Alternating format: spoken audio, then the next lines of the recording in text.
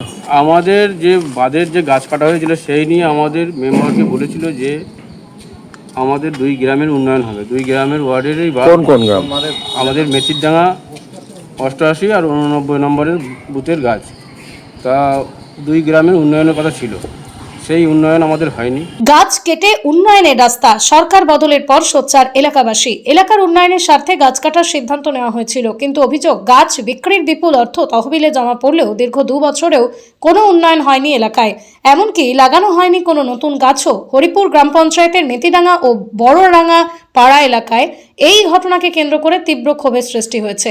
স্থানীয় বাসিন্দা পরিতোষ মণ্ডল জানান, প্রায় 2 বছর আগে মেথিডাঙ্গা ও বড়রাঙ্গা পাড়া এলাকার বাঁধের ধারে রাস্তা চওড়া করার জন্য গাছ কাটা শুরু হয়।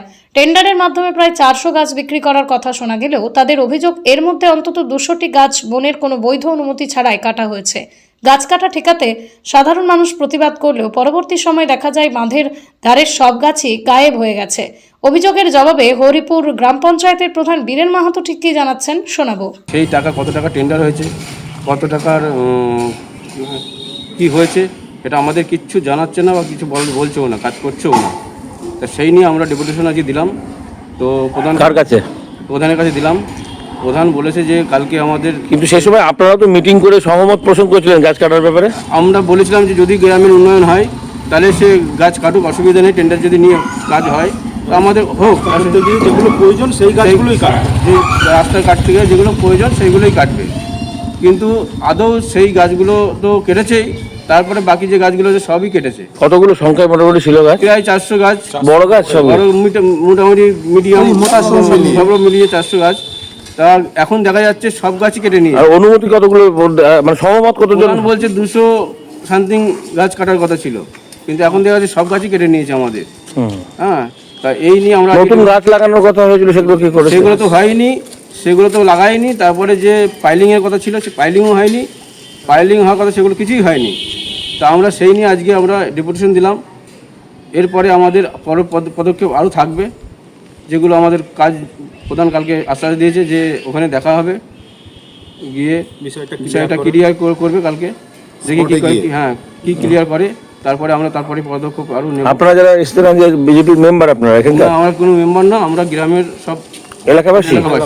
আচ্ছা, কোন এলাকার? আমরা 88 আর 89 নম্বরের বুথের লোকজন। আচ্ছা, আপনারা এসেছেন যে ওই গাছের হিসাবটা দিতে হবে? হ্যাঁ, আমাদের গ্রামের উন্নয়ন করার কথা, সেটা করতে হবে। আচ্ছা, কি নাম আপনার? অনুপ তরফদার। মানুষ, বেশ কিছু মানুষ তারা এসছেন যে তারা জানতেন না যে কত পরিমাণ গাছ কাটা হবে, অথচ গাছ কাটা হয়ে গেছে। তো সেখানে তো আপনাদের তো বিজেপির মেম্বারটা ছিল, তারা তখন প্রতিবাদ করেনি না, করলেও বা কীভাবে? দেখুন, 2024-এর শুরুতে মেথিডাঙ্গার রাস্তা হবে বলে মেথিডাঙ্গা থেকে বেলতলা থেকে আমাদের এই গুপ্তিবার ঘাট পর্যন্ত একটা রাস্তা স্যাংশন জেলা পরিষদের তরফ থেকে। তখন রাস্তাটা চওড়া হওয়ার কথা ছিল 14 ফুট, আর 14 ফুট রাস্তা করতে গেলে দুধারে গাছ পড়ে যায়, গাছগুলো কাটার প্রয়োজন। সেই অনুযায়ী ওইখানকার 2 মেম্বার এসে আমাদের পঞ্চায়েতে এসে বলে যে গাছ, আর আমরা মেম্বারের শর্ত রাখে যে ওই গাছ কাটতে দিতে পারি যদি ওই গাছের টাকায় উন্নয়ন হবে আমাদের 2টো ওয়ার্ডে। সেই শর্ত অনুযায়ী রেজুলেশন হয়, সেই রেজুলেশন অনুযায়ী গাছ কাটা হয়, সেই গাছের টাকায় ওই 2টো ওয়ার্ডে উন্নয়ন হবে। সে যেই কোনো উন্নয়ন হোক, লাইট হোক কিংবা স্কুলের পাঁচিল হোক, বসার জায়গা হোক, কারণ ওই রাস্তাটা যে আছে তারা পুরোটাই নদীর ধার দিয়ে, ওখানে বসার জায়গা হোক, যাই হোক একটা কাজ হবে। কিন্তু দেখা গেল 2টি বছর পার হয়ে গেছে, ওই টাকার কোনো হদিশ নেই, ওই টাকার 1 টাকাও কাজ হয়নি।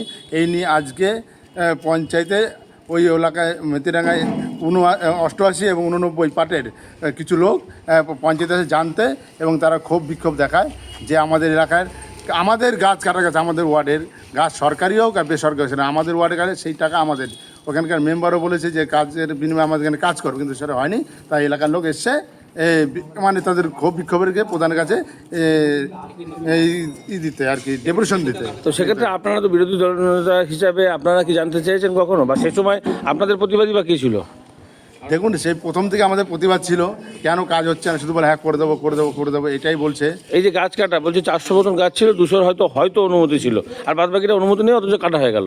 তাহলে এক এক করে যখন ফাঁকা হচ্ছে গাছ, তখন আপনারা প্রধানকে জানতে চাননি? প্রধানকে জানতে চাওয়া হচ্ছে হাজারবার, এর আগেও প্রধান বলেছে না না গাছ এত ছিল না, গাছ ছিল 288 থেকে 90টা, এরকম বারবার বলে গেছে। মানে 288 না 188 থেকে 90টা, এটাই সরি বলেছে। আর এখন জানতে পারছি এলাকার বাসিন্দাদের থেকে যে ওখানে 400-এর উপর গাছ ছিল, 400-এর গাছ কেটে নিয়েছে। তাহলে এটার ব্যাপারে মানে যারা সাধারণ মানুষের অভিযোগ সেটা তো আপনারা সম্মতি জানাচ্ছেন তো? হ্যাঁ, মানুষের অভিযোগ সেটা আমাদের শুনতে হবে, এবং এদের যা পাওনা বা চাহিদা ছিল যে এর বিনিময়ে এটা দিতে হবে, সেটা আমাদেরও দাবি। প্রধান যাতে এই কাজটা খুব তাড়াতাড়ি করে, যেখান থেকেও করতে হবে, কারণ যেই কথা দেওয়া হয়েছিল সেই কথার দাম তাকে রাখতে হবে। আপনার নাম পরিচয়? আমার নাম সদানন্দ হালদার, হরিপুর অঞ্চল বিরোধী দলনেতা, বিজেপি। পৃথিবীর 3 ভাগ জল 1 ভাগ স্থল, তাই পানীয় জলের অভাব নেই, কিন্তু বিশুদ্ধ পানীয় জল একটাই, বৃষ্টি অ্যাকোয়া। প্রতি ফোঁটায় আনে তৃপ্তি, মেটায় তেষ্টা। বৃষ্টি অ্যাকোয়া, বিশুদ্ধ পানীয় জল। আমরা এসছি বিগত 2 বছরের ওপর হয়ে গেল। আমাদের বড়ডাঙ্গা পাড়া টু বালিচর যে রাস্তা হয়েছিল, সেখানে বাঁধের ধারে প্রচুর গাছ ছিল। সেই গাছগুলো কাটা হয়েছিল, টেন্ডার করেই কাটার কথা ছিল। তা আমরা জানতাম টেন্ডার হয়েছিল, বন দপ্তরের অনুমতি ছিল? হ্যাঁ, সেটা আমরা আমাদের কাছে পুরোটাই ধোঁয়াশা, আমরা সেটা সঠিক জানি না। তবে আমরা যেটা এখন পর্যন্ত আমাদের কাছে তথ্য যে টেন্ডার হয়েছিল, সেই টেন্ডারে যেটুকু হয়েছিল তার বেশি গাছ কাটা হয়েছে। হ্যাঁ, আমাদের সাধারণ মানুষ বাধা দিয়েছিল, যেগুলো অপ্রয়োজনীয় গাছ সেগুলো কাটা যাবে না, রাস্তা করতে গিয়ে যেগুলো প্রয়োজন নেই সেগুলো কাটা যাবে না। কিন্তু সেটা বাধাপ্রাপ্ত হওয়ার পর বন্ধ ছিল, কিন্তু পরবর্তীতে দেখা যাচ্ছে সে গাছগুলোও নেই। সেই গাছগুলো কোথায় গেল? যারা টেন্ডার নিয়েছিল তারাই কি অনুমতি ছাড়াই আবার কেটেছে, নাকি দুষ্কৃতীরা কেটে নিয়ে গেছে? এই নিয়ে আমরা প্রধানের কাছে দরবার করেছি, ডেপুটেশন দিয়েছি যে মানে 400-র মধ্যে 200 গাছের মানে সহমত হয়েছিল, আর 200 গাছ এক্সট্রা কেটে নেওয়া হয়েছে। এক্সট্রা কেটে নেওয়া হয়েছে। হ্যাঁ, সেগুলো কি বড় গাছই? হ্যাঁ, সবই বড় ছোট সব মিলেই গাছটা বাঁধে। আর সেই টাকাটা এখন কোথায় আছে? সেই টাকাটা কোথায় আছে, সেই টাকার অবস্থানটা কোথায়, সে কিভাবে আছে, হ্যাঁ, টাকাটা কি হয়েছে সেটাই আমরা জানতে চাই। আর কি ডেভেলপ হয়েছে সেটাও জানতে পারছেন না, না, বা আদৌ হয়েছে কিনা? এই যে টেন্ডার হয়েছে সেই টাকাটা দিয়ে কি ডেভেলপ হয়েছে, যেটা হওয়ার কথা ছিল সেটার কিছুই হয়নি। হ্যাঁ, এইটা আদৌ তো কি করা হবে, আদৌ আমাদের এই ডেভেলপ করবে কি করবে না, সেইটা নিয়ে আমাদের জিজ্ঞাসা ছিল প্রধানের কাছে। প্রধান সাহেব আমাদের কথা দিয়েছে আগামীকাল সবাইকে নিয়ে স্পটে গিয়ে, যে বাঁধের ধারে গিয়ে আমাদের ওখানে গিয়ে দেখা হবে, সেই নিয়ে বিষয় নিয়ে আলোচনা হবে।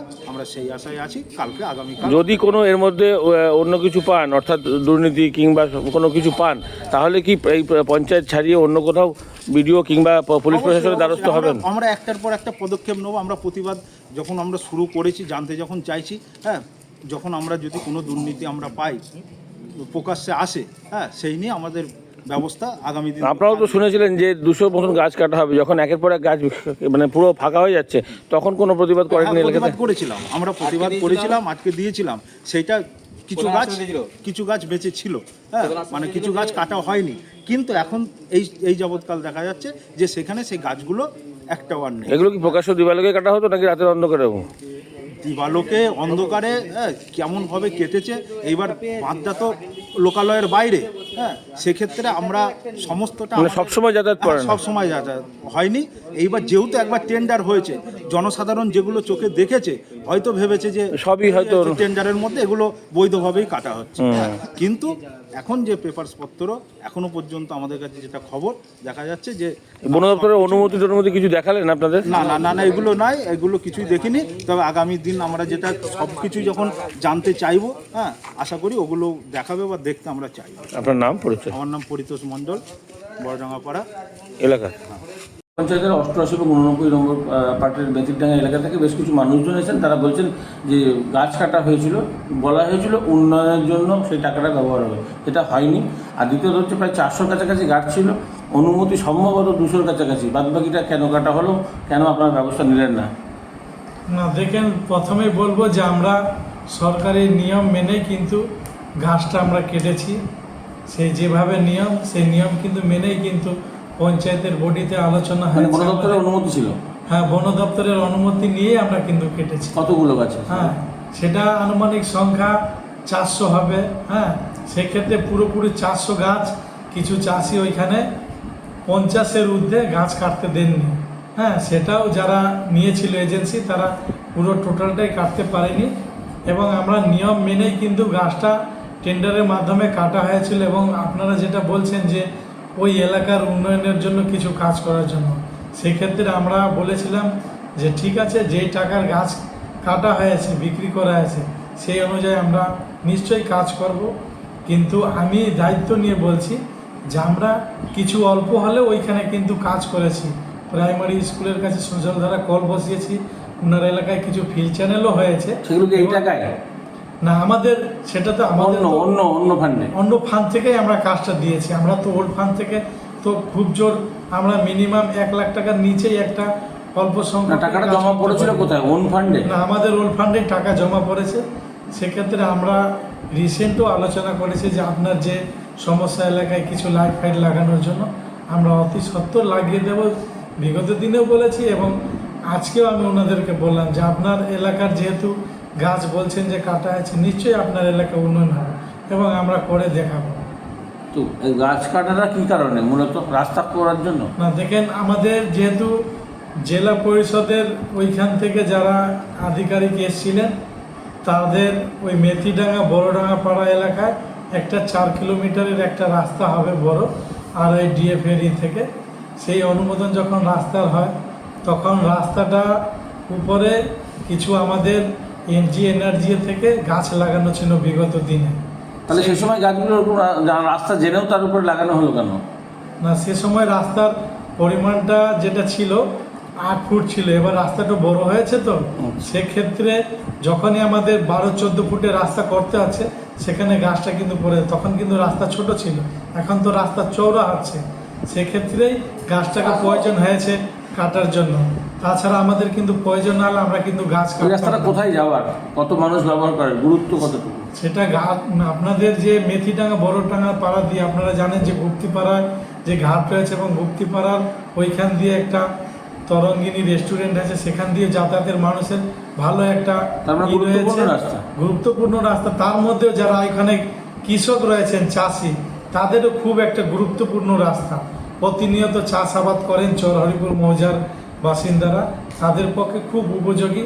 কিন্তু আমি বলবো যেহেতু এই রাস্তাটা যে পজিশনে এখন রয়েছে, যেহেতু আমাদের শালবল্লা দিয়ে দুদিকে চওড়া করে একটু যদি মানে পাইলিং করা যেত, রাস্তাটার খুবই উপকৃত হতো। হ্যাঁ, ওনারা পাইলিংয়ের কথাও বলছেন যে পাইলিং হয়নি, নতুন করে গাছ লাগানোর কথা ছিল, সেগুলোও লাগানো হয়নি। না, কিছু গাছ আমরা যেটা বলছেন ভিত্তিহীন অভিযোগ, আমরা কিন্তু মেথিডাঙ্গায় কিছু গাছ লাগিয়েছি। আমরা পঞ্চায়েতের উদ্যোগ নিয়ে 2025-এ যে 5ই জুন বিশ্ব পরিবেশ দিবস গেল, সেই দিন কিন্তু গাছ আমরা লাগিয়েছি। সেটা আমাদের কাছে সব ফুটেজও রয়েছে এবং সেক্ষেত্রে বলবো যে পাইলিংটা অবশ্যই হলে রাস্তাটার একটা গুরুত্ব বাড়বে, মানুষ যাতায়াত করবে ওইখান দিয়ে, চাষিদেরও সুবিধা হবে এবং আগামী দিনেও যদি কোনো দিন বাঁধের কাজ হয়, সেক্ষেত্রে এনজিএর কাজটাও খুব গুরুত্বপূর্ণ হবে। এই যে গাছের টাকা, সেটা আনুমানিক কত হতে পারে? না, গাছের টাকা 3,30,000। তার মধ্যে কোনো টাকা খরচ হয়েছে ডেভেলপে, নাকি যেটা পুরোটাই রয়েছে হবে আগামীতে? না, আগামী দিনে হবে, আমাদের রয়েছে, পুরোটাই রয়েছে। আমরা খরচের কথা আছে ওইখানে 60% খরচ করা, সেটা আমরা করব। 60%? হ্যাঁ। তাতে কি সম্মতি জানিয়েছিলেন তখনকার সব মেম্বাররা, মোটামুটি ওই এলাকার বা আশেপাশের সমস্ত? না, আমাদের যে 30 জন মেম্বারই বলেছিল যে যেই টাকায় বিক্রি হবে গাছ, 60% যেই টাকা হবে সেই টাকায় 2 এলাকার যে মেম্বার রয়েছে 88-89 বুথে 2 এলাকায় সেই কাজ করা হবে। সেক্ষেত্রে আমরা কিছু গাছের চারা লাগিয়েছি 89 বুথে, সেটা কিছু আমরা ব্যয় করেছি এবং আগামী দিনে যে উন্নয়নের কথাটা বলছেন, আমরা কিন্তু প্রতিনিয়ত বলে আসছি যে হবে এবং আশা করি যে এটা আমরা কিছুদিনের মধ্যেই করে দেব। আপনার নাম? বীরেন মাহাতো, প্রধান, হরিপুর গ্রাম। নদিয়ার সব থেকে বড় English medium school JRS public school প্রায় 35 বিঘা জমির ওপর গড়ে উঠেছে বিশাল ক্যাম্পাস। নার্সারি থেকে শুরু করে উচ্চ মাধ্যমিক, ITI college, law college, BEd college, ভর্তি চলছে জেআরএস পাবলিক। ব্যালকনি বা সিঁড়ির রেলিং, মডিউলার কিচেন বা ড্রয়িং রুম, এক কথায় আপনার স্বপ্নের বাড়িকে করে তুলুন আরো সুন্দর। Chakdaha ply centre, gorgeous look বা কোয়ালিটি সবে 3 নম্বর 1 Chakdaha ply centre. Chakdaha ply centre, KBM, Chakdaha, Nadia. করবেন কেন করবেন বুঝতে পারছেন না তো? সঠিক গাইডলাইন পেতে আজই আসুন নদিয়ার চাকদাতে নিবেদিতা প্রাইভেট লিমিটেডে। Nivedita private limited, marketing and distribution service. Chakdaha aluminium centre, ply, কাঁচ, laminates, kitchen fittings, door lock, window ও অ্যালুমিনিয়ামের খুচরো ও পাইকারি বিক্রেতা। চাকদা অ্যালুমিনিয়াম সেন্টার, পূর্ব লালপুর 50 নম্বর রেলগেটের পাশে, চাকদা, নদিয়া। হোমওয়ার্কটা করেছো? হ্যাঁ স্যার। এ বাবা, ভুল করেছো কেন? চোখে কেমন ঝাপসা দেখছি, লিখতে আর পড়তে খুব সমস্যা হচ্ছে। চাকদার মডার্ন অপটিক্স থেকে ভালো চোখের ডাক্তার দেখিয়ে নাও। প্রতিদিন প্রকৃত চোখের ডাক্তার ও দৃষ্টি বিশেষজ্ঞ মডার্ন অপটিক্স, চাকদহে। স্যামসাং, জিও, রিয়েলমি, নদিয়ার একমাত্র অথরাইজড ডিস্ট্রিবিউটর ঘোষ কমিউনিকেশন, থানার মোড়, চাকদা। ভাবছেন 3 স্টার ক্যাটাগরিতে কাটাবে? রুম রে মাত্র 1500 টাকা থেকে স্টার, খাওয়া দাওয়া রিজনেবল প্রাইস। নদিয়ার একমাত্র 3 স্টার ক্যাটাগরি হোটেল এনবি সোনার বাংলা হোটেল, কল্যাণী এইমসের ঠিক উল্টো দিকে, কল্যাণী, নদিয়া। নদিয়া জেলার সবথেকে বড় বিল্ডার্স চাকদার মা মনসা বিল্ডার্স, রড ও সিমেন্টের পাইকারি ও খুচরো বিক্রেতা। মা মনসা বিল্ডার্স, পদ্মবিলা, চাকদা, নদিয়া। রড কেনাকাটায় থাকছে ডিসকাউন্ট অফার। মা মনসা বিল্ডার্স,